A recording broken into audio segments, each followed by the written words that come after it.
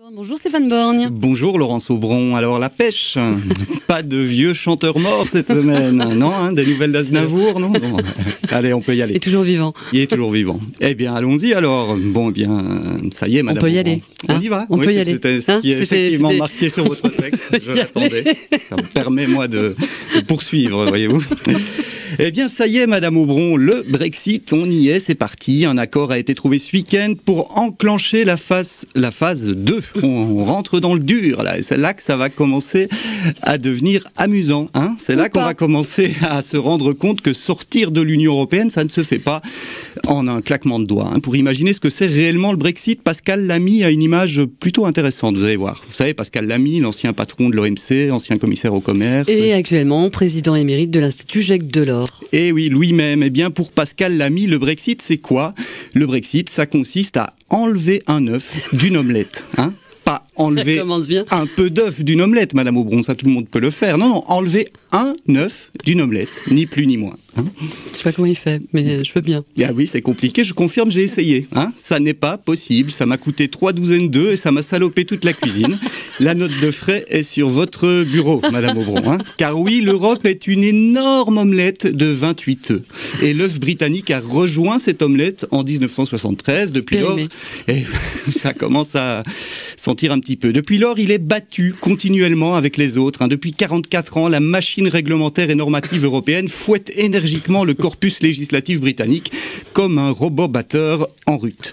Alors, on souhaite bien du courage à ceux dont le job consistera à extraire du droit britannique tout ce qui dérive du droit européen. Amender, abroger, réécrire, modifier, ils vont bien se marrer. Hein, mais pourquoi pas? C'est fastidieux, ça prend des plombes, c'est absolument ridicule, mais c'est faisable. Alors allons-y. Hein. Bon, tout ça, c'est pas pour tout de suite. Avant, il faut se mettre d'accord d'abord sur ce que seront les relations entre la Grande-Bretagne et l'Union européenne à l'avenir. Et visiblement, c'est pas tout à fait clair pour tout le monde. Hein. C'est là où ça se brouille un peu dans ma tête, madame Aubron, et puis dans la tête de Theresa May, ça n'a pas l'air tout à fait net. Mais vous allez nous expliquer quand même. Je vais essayer. Theresa May, rappelez-vous, elle a promis un Brexit dur. Hein. Elle s'y est engagée, elle a promis d'extraire l'œuf britannique de l'omelette européenne, c'est une chose, mais elle a aussi juré de la remettre, la Grande-Bretagne, dans sa petite coquille, hein, en quelque sorte, tant qu'à faire. Elle veut un retrait de l'union douanière et un retrait du marché intérieur, et donc, de facto, un retour des frontières, la coquille. Ouais. Hein, voilà. Vous l'aviez compris bien.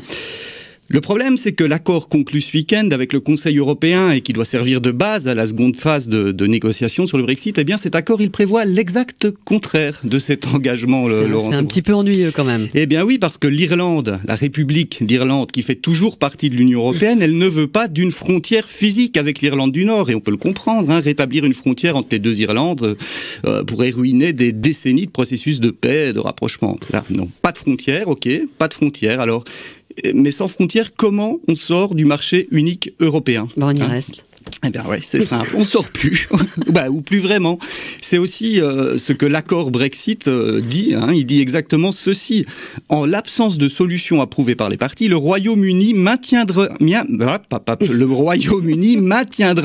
un alignement complet avec les règles du marché unique et de l'union douanière. Ah, il y a quand même de ces phrases. Bien. Donc on résume, pas de frontières et un alignement complet avec les réglementations européennes. Ça m'a l'air rudement bien engagé, cette histoire de Brexit, madame Aubron. Hein. Le Brexit dur bande un peu mou, si vous me passez l'expression. On peut à cette heure-ci, 9h50, ça commence à... Hein. En réalité, la Grande-Bretagne, qui avait jusqu'à présent un pied dedans et puis l'autre dehors, s'apprête à se retrouver qu'un pied dehors et l'autre dedans. Hein. Une véritable révolution. Hein. Des années de négociations, de la sueur et des larmes pour passer de l'omelette aux œufs brouillés, madame Aubron. Quel gâchis. Merci, monsieur.